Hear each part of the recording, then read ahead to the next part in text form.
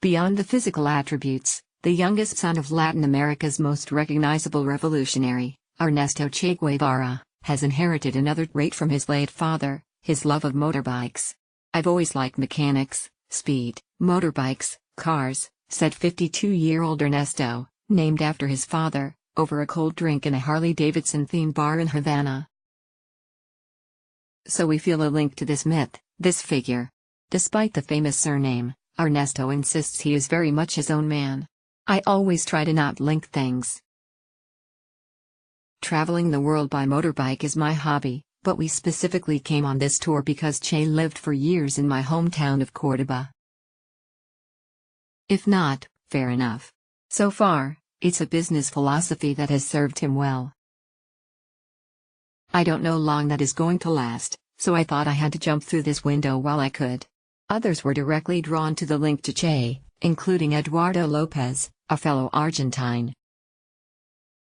It is part of the wave of private enterprise permitted under rule changes by President Raúl Castro in 2010, and a far cry from Ernesto's training as a lawyer. 50 years on, the BBC's Will Grant takes a motorbike tour of Cuba with the leader's son, and asks him about the pressures of living under his father's legacy. At times, the family resemblance is uncanny. The stubbly beard, the unmistakable nose, the similarity extending down to a smoldering cigar clasped firmly between his forefingers. The motorbike is proving an increasingly popular way to see the island. "Anything I've achieved I've done as Ernesto Guevara March, as myself, as a human being," said the son from Che's second marriage to Cuban Elaida March. "I do everything with a sense of responsibility.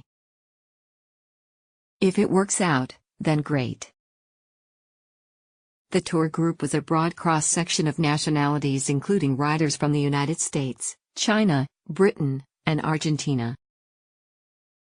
When I joined him on a recent tour, we headed out west, towards the tobacco-growing region of Pinar del Rio.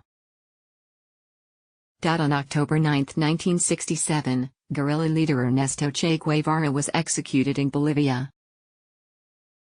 "I suppose it's something I picked up from my old man, but wherever it's from, I love it." Despite the shared passion, the younger Guevara has taken a very different path in life, into tourism. He runs a motorbike tour company whose only link to Che is in the name, La Poderosa Tours, after La Poderosa, the famous Norton 500cc, on which his father crossed the Americas in the Motorcycle Diaries. La Poderosa Tours is a private company using foreign capital and works with several state-run Cuban companies.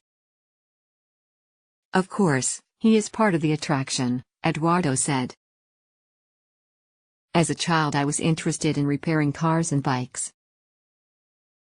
Americans my age have never been able to come to Cuba, and now we can," reflected amateur bike enthusiast Scott Rogers from Massachusetts when we stopped for coffee.